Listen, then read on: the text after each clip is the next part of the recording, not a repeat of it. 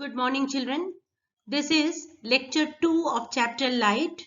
In this lecture, we will study about refraction of light through a prism. What is a prism?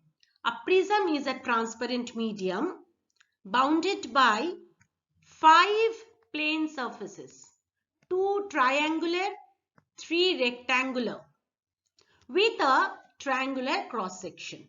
Just see the figure here.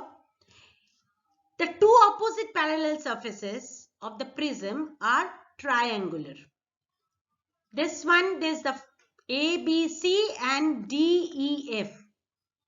These two, they are the two opposite parallel surfaces of the prism. They're triangular, and 3 rectangular surfaces are inclined to each other. The 3 rectangular surfaces, one is BADE, the other one is ACFD, and the third one is BCFE. Okay, ABC and DEF. ABC and DEF, I told you, they are the triangular parallel surfaces. Angle BAC, this angle BAC, this angle, is the angle of the prism and it is denoted by A. Okay, it is denoted by A. ABDE, ACFD are two rectangular surfaces. They are also refracting surfaces inclined at each other, making an angle A. That is the angle of the prism. And BCFE, this is the base of the prism, which is also rectangular surface. In a ray diagram, a prism is shown only with one surface, that is ABC, its principal cross section. Okay, am I clear to you? Let us see how the refraction of light is taking place through a glass prism. Just see the figure. ABC is representing a prism. OP is the incident ray. It is incidenting from air surface. I1 is the angle of incidence. Here the light ray is entering from a rarer medium to a denser medium because it is entering to a glass surface. So naturally it will suffer a refraction. Let the angle of refraction is R1. Here the ray will suffer a deviation also. Let the angle of deviation is delta 1. Why it will take a deviation? Why there is a deviation? Because in absence of the prism, OP ray, light ray OP would have taken the root OPL. But as it is entering from rarer to denser medium, it is suffering a refraction, and that is why there is a deviation in its path. The path of OP now inside the prism, it will take the path PQ. At the point Q, it is incidenting on the face AC.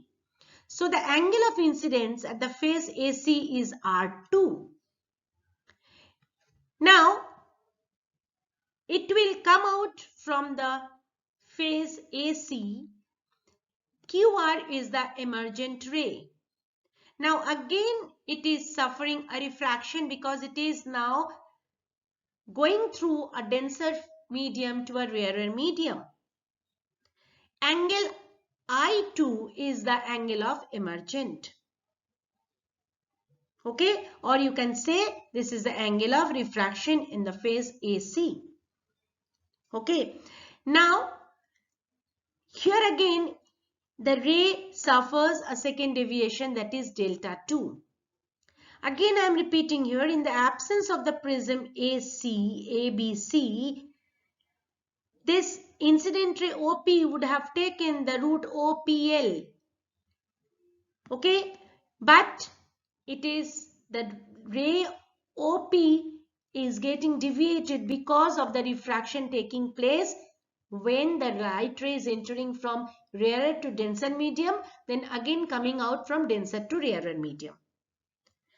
Now, extend the line QR in the backward direction, okay, and it is meeting the line OPL at point M. So delta is the total angle of deviation, that is LMR. LMR is the total angle of deviation. The incident ray has undergone a total deviation, and that is angle LMN, that is given by delta, and delta is equals to delta 1 plus delta 2. Since angle MPN, see here MPN, this angle is equals to angle of incidence I1. Why? Because opposites angle are equal. So this angle is I1, and angle MQN, this angle is equals to I2. That means emergent angle. Okay, again the opposite angles are equal. Now from there, angle MPQ, MP and Q, this angle is equals to delta 1, which is equals to I1 minus R1, I can write it. And angle MQP, that is delta 2, this one is equals to angle I2 minus R2. So as we know that delta is equals to delta 1 plus delta 2, just substitute this value here. I can get this I1 minus R1 plus I2 minus R2. From there, I1 plus I2 minus R1 plus R2 I can write. Now you know that APNQ is a quadrilateral. APNQ is a quadrilateral in which angle APN and angle AQN both are having the value 90 degree. Now as angle APN and angle AQN both are 90 degree, so angle PAQ plus angle PNQ is equals to 180 degree, I can write it. But we know that angle PAQ is angle A, that is angle of the prism. So angle PNQ I can write 180 minus A. Now but in triangle PNQ, this triangle, angle PNQ is equals to 180 minus R1 plus R2. Sum of three angles in a triangle is 180 degree. From there, PNQ is equals to 180 minus R1 plus R2. So what we can get now? 180 degree minus R1 plus R2 is equals to 180 degree minus A, because both are angle PNQ and PNQ. Okay, so from there 180 gets cancelled. So what we are getting, R1 plus R2 is equals to A. Okay, now this equation delta is equals to, we got this equation, delta is equals to I1 plus I2 minus R1 plus R2. Just put it in this formula as R1 plus R2 is equals to A. Put it in this formula, R1 plus R2 is equals to A. That we are getting from here. So delta is equals to I1 plus I2 minus A. From there I can write I1 plus I2 is equals to A plus delta. This you have to know. Okay children? what are the factors affecting angle of deviation? The angle of deviation delta depends on the following 4 factors. Angle of incidence, the material of the prism, that means refractive index, that is U, angle of prism A, and the color or wavelength lambda of the light. As you know that angle of deviation is depending on angle of incidence. Let us see here how the angle of deviation is depending on angle of incidence. That can be understood by a graph, and that graph is known as I delta graph. Actually, experimentally it has been observed that angle of deviation decreases with the increase in angle of incidence. But you know what is happening? After some times, angle of deviation increases as the angle of incidence is also increased. The first case, what is happening? If we will increase the angle of incidence, angle of deviation will decrease. And after some times, angle of deviation increases with the increase in angle of incidence. Okay? This may be understood from this graph. Just see here, this y-axis is showing angle of deviation, and in x-axis it is showing angle of incidence. Now you can understand that the angle of incidence is increasing in this way. In this way, the angle of incidence increasing, and you can see that the angle of deviation is decreasing in this way. Now, after reaching this point, this particular point, after reaching this particular point, okay, this angle of incidence is this one. Then again, with the further increase in the angle of incidence, the angle of deviation is increasing. Am I clear to you? So, the angle of deviation has a minimum for a certain angle of incidence. This is the angle of incidence where you are getting the minimum value for angle of deviation, and that is known as delta minimum. That is known as delta minimum. Clear, children? So, at this position of minimum deviation, this is very important to know. At the position of minimum deviation, what is happening? Refracted ray inside the prism is parallel to the base if the cross section of the prism is equilateral or isosceles. If it is an isosceles or an equilateral prism, then if we are keeping the angle of incidence in such a way so that minimum deviation of angle of deviation will be minimum, then in that case the refracted ray which is passing inside the prism will be parallel to the base.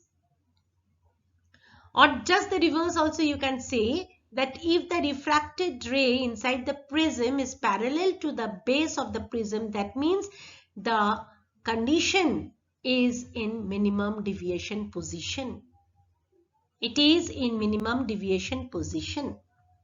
In this case, R1 is equals to R2 and I1 is equals to I2.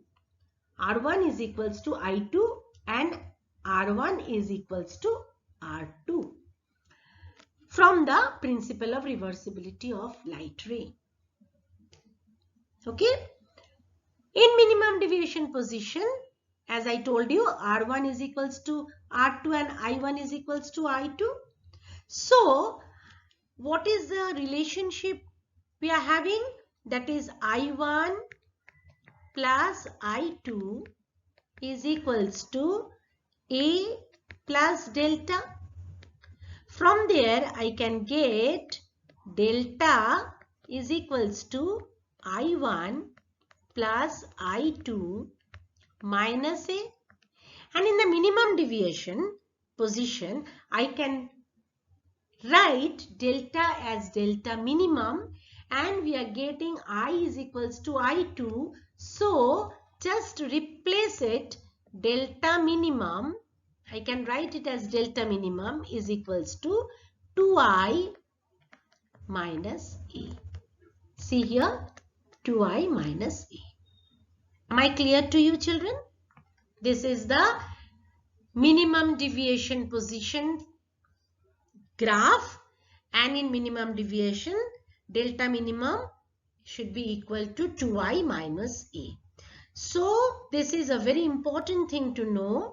Minimum deviation position is that for a particular value of an incident angle, the angle of deviation is minimum.